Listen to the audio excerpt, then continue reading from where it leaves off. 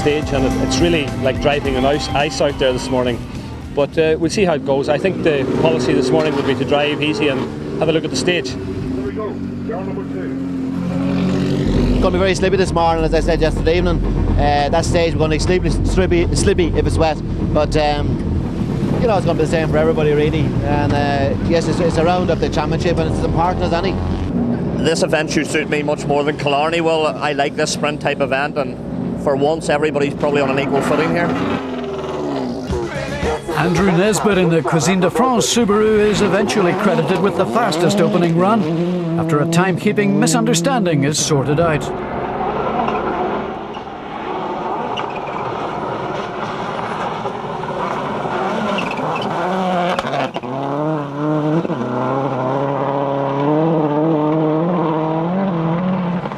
But the car he really has to look out for is the other WRC Subaru, driven by Derek McGarrity, with Chris Patterson on the notes. Despite this overshoot at the top of the mountain, Derek is second fastest, and it's on the loose that the Belfast driver excels, to such an extent that he's clawed back almost 30 seconds on Stephen Murphy by the end of the stage.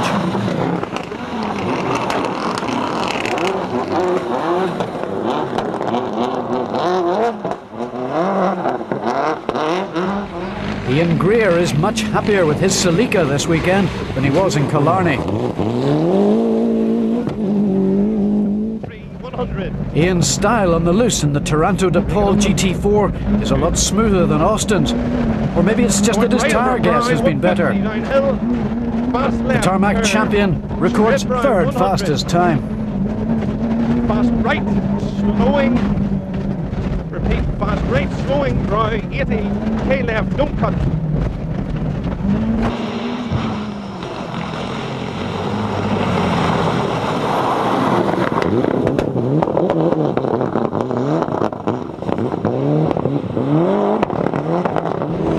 But here's a real sensation. Mark Fisher, fresh from his testing in the Works Peugeot 206 in preparation for his Acropolis Rally prize drive, is fourth fastest over the mountain in a Group N car.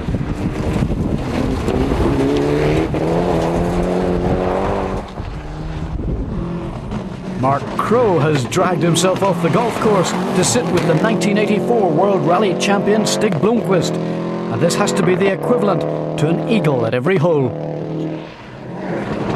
The Swede is still a regular competitor at the highest level and comes into his own on loose surfaces, the type of terrain where he learnt his trade.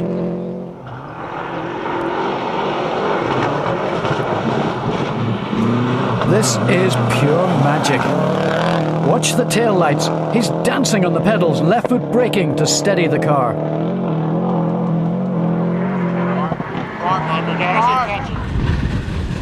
And as for his fellow Scandinavian and world champion Hannu Mikkola, the man who was recently voted the greatest rally driver of all time in a magazine poll, well, he's just 2 seconds slower than the Swede. And the man who's enjoying the experience most of all is his son, Juha. It's going great, a lot of fun. We had a little scare there, but you know, it was okay. Everybody else is complaining about how slippery it is out there. How are you finding it, Hannu? It is very slippery, yes. You know, the last bit by the factory, it's like ice. James Cullen starts the event in second place in the championship, but it'll prove to be one of the shortest events in his career. It was up at the top of the mountain, you know, with the foggy bit, and I had it. I don't actually know yet what happened, you know, but I had a long right-hander into a tighter right into a left, like, you know, and I think I missed the second right as it tightened up. You know, it was my fault. Like, at the end of the day, I wasn't focused the way it should be for the place that you were in. we're a bit sore, you know, and that sort of thing. And Ellen's got a bit of a bump on her head and a bit of a cut arm and things like that, like, you know. But she'll live to fight another day. But James is not the only casualty.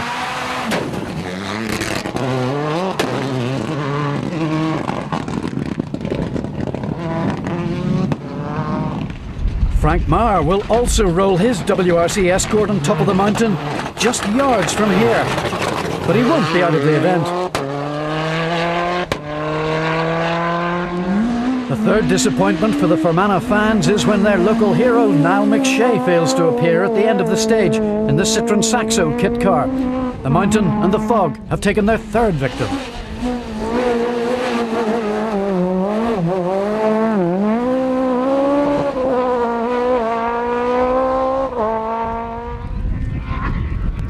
By the second run over the stage, the fog is thankfully flown.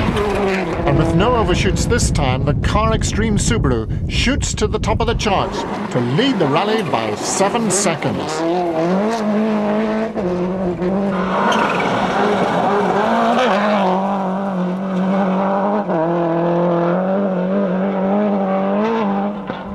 Andrew Nesbitt is almost 10 seconds slower than his sister WRC Impreza, but he still holds on to second place.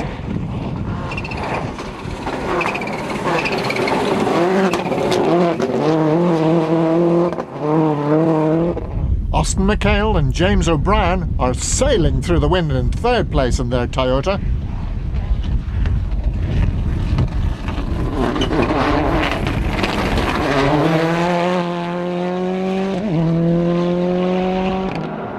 Ian Greer is third fastest on the road in both runs, but once again the unfortunate Hillsborough driver is heading into controversy. Okay, right. Dean Beckett, like his driver, is enjoying every second of this, but their euphoria will be shattered when they discover that they've checked in early after the first stage, incurring a 1 minute 30-second penalty. They will appeal the penalty, but it has dropped them right out of the running. It's not a laughing matter for the champions. Stages 3 and 4 on the Fisher Engineering Summit 2000 Rally are all tarmac affairs. The Toronto DePaul team are winded following that time penalty, but not knocked out, as Ian Greer takes us through the new section down into the cement factory. 60 square right. The stage is littered with tyre chicanes to keep the average speed down to the 75 miles an hour required by the regulations. But between the artificial corners, the cars are topping 120 miles an hour at times. Somebody left a knot out there. The last part of the stage is ridiculously slippery. Years of diesel, oil and cement dust and a cocktail of torrential rain make a mulch that confounds the tyre technicians.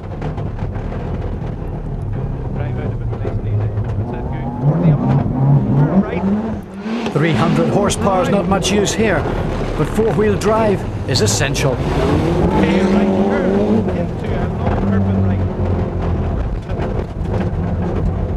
Ian's gently approach has paid off in the very worst of the conditions. The Tarmac champion records the fastest time on stage 4.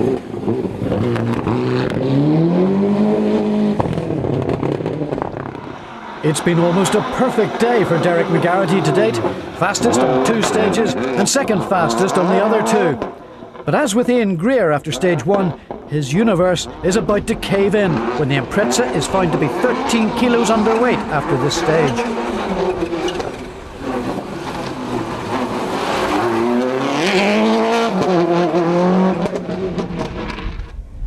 There's now a new kid on the block. Daniel Doherty, the Donegal driver, is playing with the big boys today, and he and brother Michael have little experience on loose surfaces.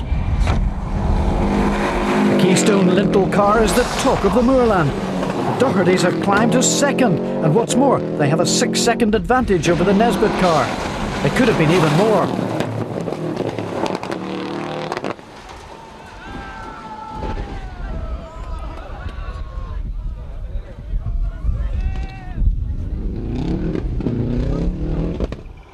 Andrew Nesbitt shows he's the master of the handbrake.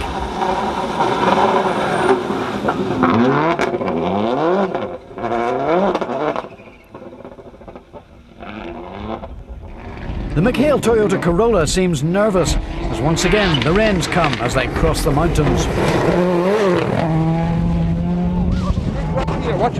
and quick left. And slight left, repeat, slight left, 130, brake early, turn 90 right. 70. Turn very fast left, very slippy if wet, 110. Good man. 90 left, very slippy, repeat, 90 left, very slippy. 100. Keep left.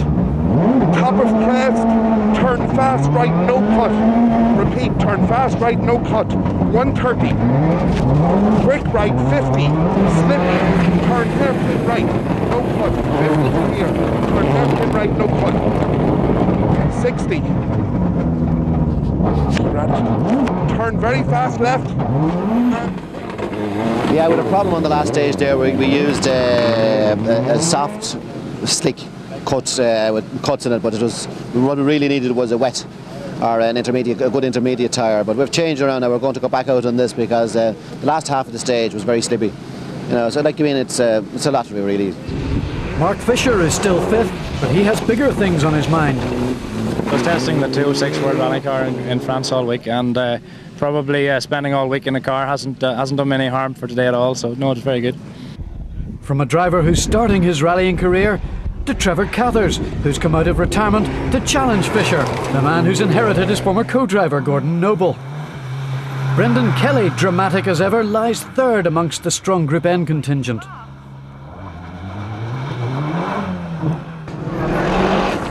As can be expected, Stig and Hannu are having a ball on the slippery surfaces, come rain, come shine. Stig, in the less advanced of Kenny McKinstry's Imprezas, is sliding to sixth. Watch this for some classic car control.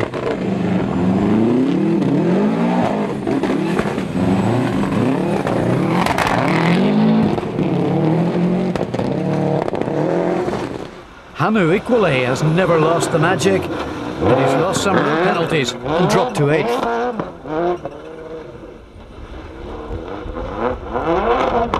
But the magic seems to be returning to the other almost forgotten Greer. Davy, in his DGM Motorsports Celica GT4, is very much looking his old self, and his times are proving that. The carried off driver is in 7th place.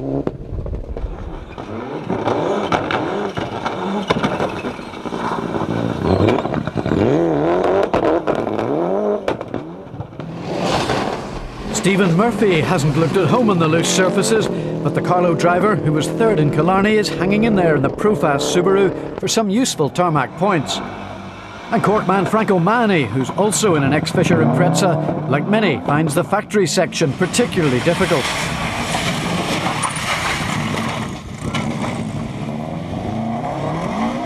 James Gillen and PJ Gillespie are also in trouble here. They also lost time earlier when the engine switched itself off.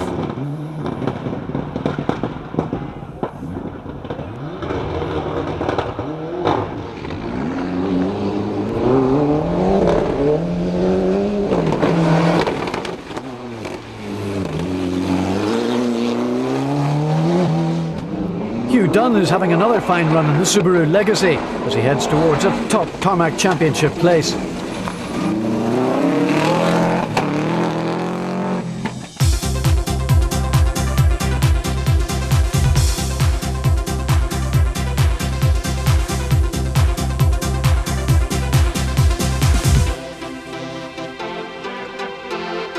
As the controversy over McGarrity's exclusion rages on, the Blue Machine will rally on under appeal. 13 kilograms, the weight of a spare wheel in a jack. It's unlikely to have been done intentionally. From now to the finish, it's a shootout between two Subarus and a Toyota, with youth and inexperience to the fore in the shape of the Doherty brothers. They set fastest time on stage 5, and by the end of 6, they're a remarkable 8 seconds clear of Andrew in the pursuing Cuisine de France car. Nesbitt replies in the 6th stage to set fastest time, but has the Armagh driver left it too late?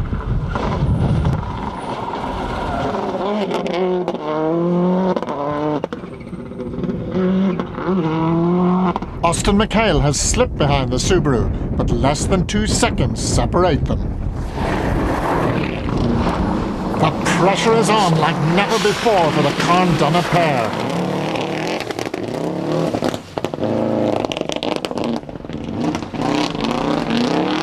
Rusheen is the twice Donegal winner and 1999 championship runner-up and the 5 times Tarmac champion, both in World Rally cars.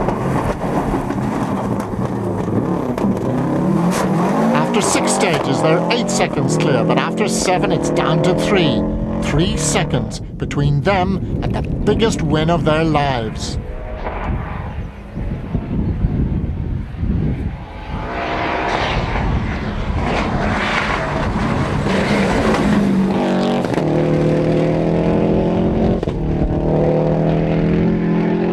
Andrew Nesbitt may have been quickest out of the box this morning, but since then he's been overshadowed by McGarrity and Doherty. Now, however, when it matters, he and Pirelli have really got it right, and the gap is down to 1 second with just 1 stage to go. Austin sets equal fastest time with Andrew on stage 7, but he has a 5-second deficit to make up. It's an uphill struggle.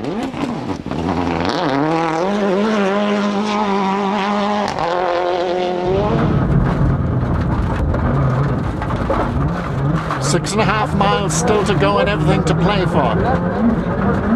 But first, some of the noble performances that won't make the headlines today. Frank Maher recovers from his first stage mishap to record some very quick times and climb back to 28th place. Robert Woodside is handicapped with gearbox problems in the Barrett Subaru. Sean McCardle gives the Toronto DePaul 2 finishes in the top 20. And the Scandinavian honours are finally settled in Stig's favour when Hannu gets a puncher on the second last stage.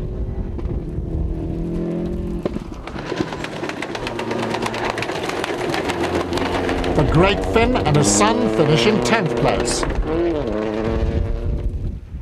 Davy Greer and Michael Reid are in a very unformed 9th place in the carried-up forklift Toyota GT4.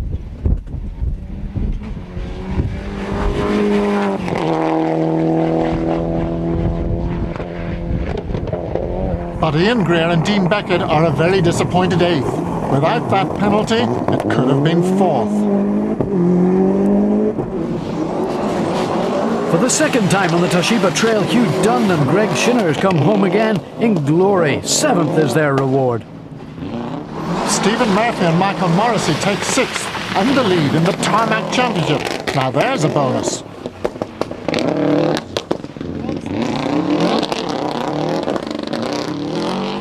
Mark Fisher and Gordon Noble win Group N, are 5th overall and now 4th in this series. The great Stig Blomqvist gives enormous entertainment to Mark Crowe and everyone else on his way to 4th place.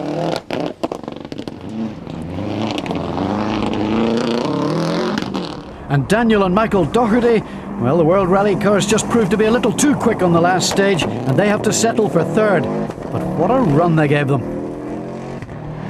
Austin McHale and Brian Murphy slip into 2nd in the Toyota by just 0.6 of a second. And Andrew Nesbitt and James O'Brien are just over 3 seconds faster than them on the final stage to take the win. So it's Nesbitt from McHale from Doherty, and the championship positions look really interesting, with Stephen Murphy rather surprised, I would imagine, to be ahead from Stephen Finlay, Andrew Nesbitt, Fisher and Greer. Andrew Nesbitt and James O'Brien are the provisional winners, but it's been Derek's day on the stages. As far as I'm concerned, I won the rally. We were quickest on most of the stages today. We won the rally fair and square, and that's my stand on it. Andrew, no champagne at the end, but it was a fantastic day's racing. Absolutely brilliant, but there will be champagne no doubt when we all move inside the Slieve Russell here. It's been a very, very good day for Enniskillen, and the Motor Club run an excellent event. As you know, it was very slippy through the quarry, Sean Quinn's quarry there, but all in all we are very pleased to be here. And after the Killarney and Summit 2000 events, RTM catches up with the class leaders of the Toshiba Computers Irish Tarmac Rally Championship. The Suzuki Swifts live up to their name in the 1300cc Group N class, and things could not be closer between Straban's Bill Gamble and Alan McMahon. Bill, co-driven by Stuart McLean, took the honours in Killarney, but had to be content with 2nd place in Enniskillen. and Alan McMahon and Benny Granger from Enniskillen were second in Killarney and the winners in their home event. The next class, Class 2, is Honda Civic country. And Gloucester's Paul Fuchs with Ron Ruhead in Killarney and Elkin Robinson in the north lies 10 points behind the Class 2 leader. James White and Danny Keane have had the perfect score to date, the Killarney driver taking victory in both his home event and the Fisher Engineering Summit 2000 rally. Aidan Long and John Harrington have a maximum points in Class 3. Incidentally, the Blarney Opel driver is also second in the Toshiba Formula 2 category.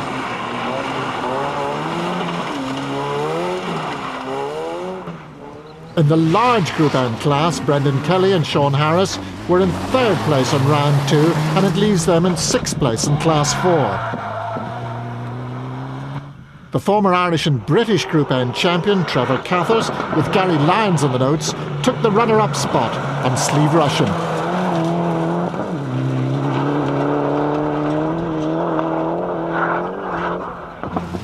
Jerry McVeigh swapped back to the driver's seat on the Ordnance Survey Rally at the Lakes to take third place. Paul Kiley was his guide. And the Tarmac Group N champion, Gene Megan, has again been amassing the points. The Broomfield driver is in third place.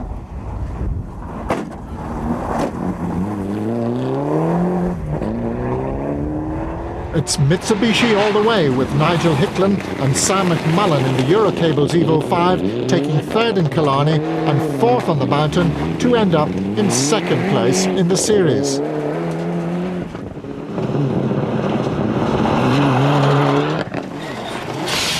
Whereas Mark Fisher and Gordon Noble have used both of the Japanese supercars to get their maximum score. The ProDrive prepared Impreza in Killarney and Kieran McAnallen's Tough Mac Evo 5 in Enniskillen.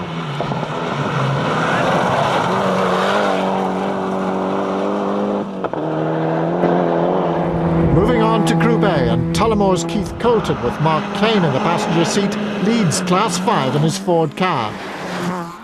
Then we have the really entertaining group, the Peugeot 106 dominated Class 6 Super Minis. Mark and Rory Doyle flew on the Summit to take second. Andrew Carney and John Coleman have been quick in Killarney, where they were second, and Enniskillen, and the Clonmel driver lies second in the series. But this is the new star, Max McKillen from Ballsbridge, with Tim McQuaid on the notes. They have been top dogs in both events, and what's more, Max leads Formula 2 in the Barkhill car.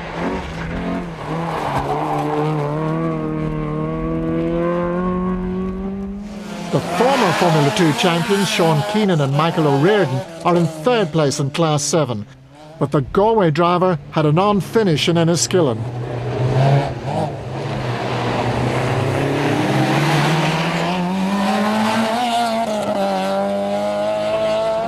Derek Jobs' Nissan Sunny, navigated by Ivan Fisher, won the class on the Summit, and the ex-rallycross driver adapting well to the stages.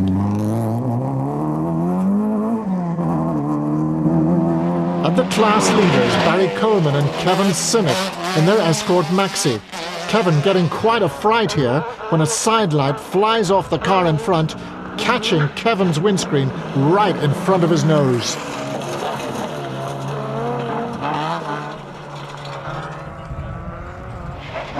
The Toshiba Historic Championship runners have had only one outing this year, and the 1999 champions, Martin Boyle and Mark Ronan, lie in fifth spot in their faithful Anglia. Alan Courtney and Peter Martin have swapped their taxi for the two-door Cortina GT, and they're in fourth place, and Philip Wiley wrestles as always with his MGB. He's in third, with Jim Howe on the notes. And then we're into Porsche Pound. Joe Connolly was second in the Rally of the Lakes in the Red Mills 911. And the honours went once again to Desi Nutt and Geraldine McBride. The Castle Rock Doctors' canary yellow example passing the ailing Puma here on Mall's Gap. And the post-historics, the Mark I's rule. John Farrell, navigated by Christy Farrell, two great names of the past, lead their way through the Kerry Mountains. Martin and Wayne Freestone are mighty to watch as the Isle of Man pair head towards second. And John Keatley and Maurice Beckett prove that they can handle any historic by taking their Mark I to the post-historic victory.